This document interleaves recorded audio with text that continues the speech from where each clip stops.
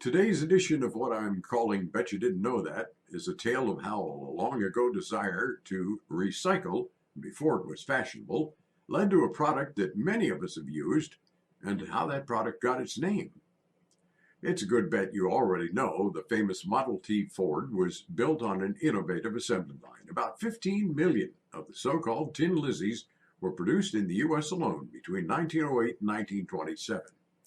What isn't more commonly known is just how much wood went into building each one of those. It took about 100 board feet of hardwood to build a single Model T. And that's why Ford was always on the lookout for more of this stuff. For that, he employed people known as timber cruisers. It was their job to check out forests for the right type of tree, come up with an estimate of how much wood it would produce and how much it was going to cost. Of course, the process of changing trees into usable lumber results in a lot of scrap and mountains of sawdust. Henry Ford didn't like to waste anything. He sought a way to use all the leftovers from the lumber mill in the auto body plant, which was known as the Michigan Iron, Land, and Lumber Company.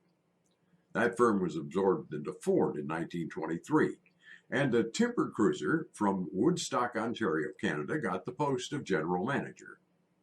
Famed inventor Thomas Edison came up with a way to make use of the waste from the lumber plant, and a plant was built next door to produce that product. Ford then created a town next to the site. He named it for that timber cruiser and plant manager.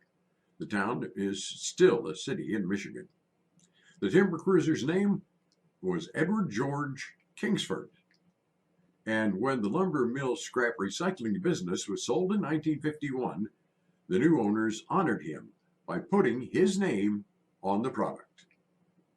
Just some little known history to ponder as you grab that familiar bag for your next backyard barbecue.